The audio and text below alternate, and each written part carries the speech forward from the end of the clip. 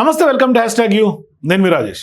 గత కొంతకాలంగా తెలంగాణ రాజకీయాల్లో బీఆర్ఎస్ పార్టీ పరిస్థితి, అట్లాగే ఎదుర్కొంటున్నటువంటి కేసులు, ఆ వ్యవహారాలన్నీ మనం చూస్తూనే ఉన్నాం, చర్చించుకుంటూనే ఉన్నాం. కానీ సీన్ కట్ చేస్తే కేసీఆర్, కేటీఆర్ ఇద్దరు కూడా కేసుల్లో పెద్ద ఎత్తున ఇరుక్కొని ఇబ్బందులు పడతా ఉన్నారు. ఇప్పుడు ప్రధానంగా ఫార్ములా ఈ కార్ రేస్ కేసు ఏదైతే ఉందో, ఇప్పటికీ ఏసీబీ విచారణ కేటీఆర్ ఎదుర్కొంటున్నారో, సో ఇప్పుడు ఖచ్చితంగా కేటీఆర్ అరెస్ట్కి టైం దగ్గర పడుతుందేమో అని అనిపిస్తోంది. దానికి బలాన్ని ఇచ్చే మాటలు తెలంగాణ రాష్ట్ర కాంగ్రెస్ పార్టీ అధ్యక్షుడిగా ఉన్నటువంటి మహేష్ కుమార్ గౌడ్ స్పష్టంగా కేటీఆర్కు ఫార్ములా ఈ కార్ రేస్లో అరెస్ట్ తప్పదు అని ఆయన ఢిల్లీలో మీడియా చిట్ చాట్లో స్పష్టంగా క్లారిటీ ఇచ్చేశారు. దీంతో ఇప్పుడు ఖచ్చితంగా కేటీఆర్ అరెస్టు పైన ఇప్పటికే అనేక చర్చలు జరుగుతున్నాయి. ప్రధానంగా పెద్ద ఎత్తున గత కొంతకాలంగా చర్చనీయాంశంగా మారినటువంటి అంశం, మరోవైపు ఏసీబీ విచారణ ఎదుర్కొంటున్నటువంటి అంశం, ఇప్పటికే విజిలెన్స్కి సంబంధించినటువంటి రిపోర్ట్ కూడా ఫైనల్ అయిపోయింది. అట్లాగే గవర్నర్ వ్యవహారం కూడా కొంత కాక మీద ఉంది. ఇప్పుడు ఆ ఫైల్ గవర్నర్ చేతిలో ఉంది. ఇటువంటి క్రమంలో ఇక అరెస్ట్ జరిగే అవకాశాలు ఏ క్షణాన గవర్నర్ క్లియరెన్స్ ఇస్తారా అన్నది తెలంగాణ రాష్ట్ర ప్రభుత్వం కూడా వెయిట్ చేస్తుంది. ఏసీబీ మరీ ముఖ్యంగా వెయిట్ చేస్తుంది.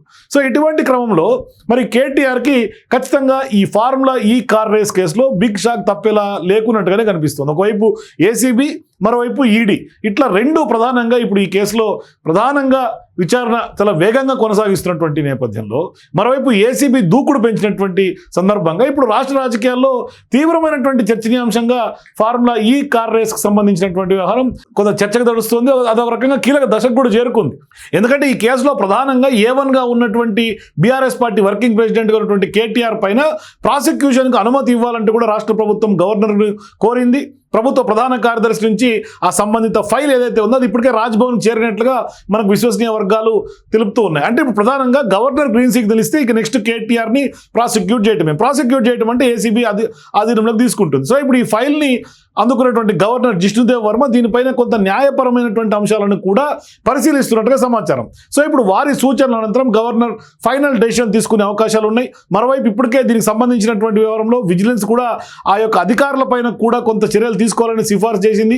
అంతకుముందు ఈ కేసులో లోతైనటువంటి దర్యాప్తు చేపట్టినటువంటి ఏసీబీ కూడా కేటీఆర్తో పాటుగా ఇతర నిందితులపైన కూడా ప్రాసిక్యూషన్కి అనుమతి ఇవ్వాలని ప్రభుత్వాన్ని కోరింది. మరోవైపు ఏసీబీ నివేదికను కూడా పరిశీలించినటువంటి విజిలెన్స్ కమిషనర్ కూడా ఇందుకు కొంత గ్రీన్ సిగ్నల్ ఇచ్చినట్టుగా కనిపిస్తోంది. సో ఇప్పుడు ఈ సిఫార్సుల ఆధారితంగానే ప్రభుత్వం ఇప్పుడు గవర్నర్ అనుమతి కోసం ఫైల్ని పంపింది.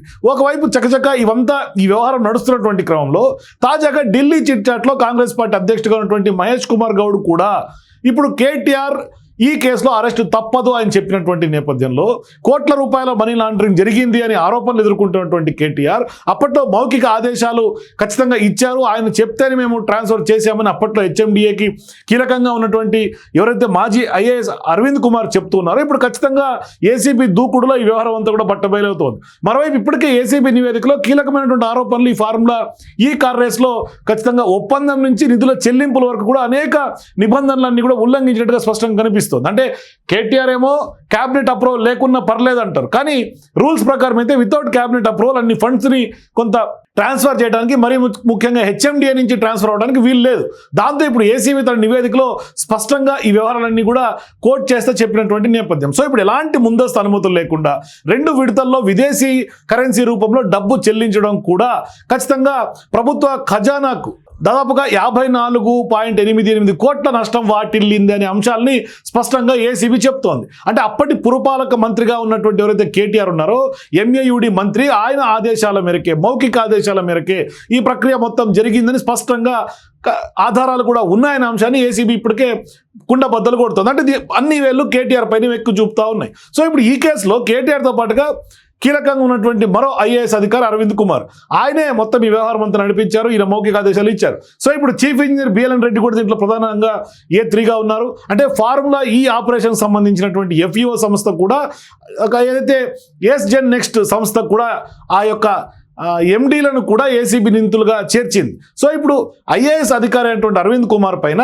అవినీతి నిరోధక చట్టం కింద ఖచ్చితంగా చర్యలు తీసుకోవడానికి కూడా కేంద్ర ప్రభుత్వం కూడా అనుమతి తప్పనిసరి కావడంతో దీంతో ఆయనను కూడా కొంత ప్రాసిక్యూషన్కి అనుమతి కోరుతూ కేంద్ర ప్రభుత్వ సిబ్బందికి కూడా కొంత ఆ యొక్క దాని శాఖకు సంబంధించినటువంటి వ్యవహారాలు చూసే ఆ యొక్క ప్రభుత్వానికి కూడా ఇప్పుడు రాష్ట్ర ప్రభుత్వం ఇక్కడి నుంచి లేఖ రాసింది. త్వరలో లేఖ కొంత కసరత్తు జరుగుతున్నట్టు కనిపిస్తుంది, ఆ లేఖ కూడా రాయిపోతున్నట్టు కనిపిస్తుంది. సో ఇప్పుడు హెచ్ఎండిఏ నిధులను కేబినెట్ అనుమతి లేకుండా చెల్లించారంటూ కూడా పురపాలక శాఖ కార్యదర్శిగా ఉన్నటువంటి దాన కిషోర్ ఆయన ఇచ్చినటువంటి ఫిర్యాదుతోటి ఇప్పుడు ఏసీబీ రంగంలో దిగింది, కేసు నమోదైంది. ఇదంతా కూడా పెద్ద ఎత్తున ఏసీబీ రంగంలో దిగి విచారణ జరుగుతోంది. కేటీఆర్ ఇప్పటికే అనేక సందర్భాల్లో విచారణ ఎదుర్కొన్నారు, పెద్ద ఎత్తున ఏసీబీ ఆఫీస్కి హాజరయ్యారు.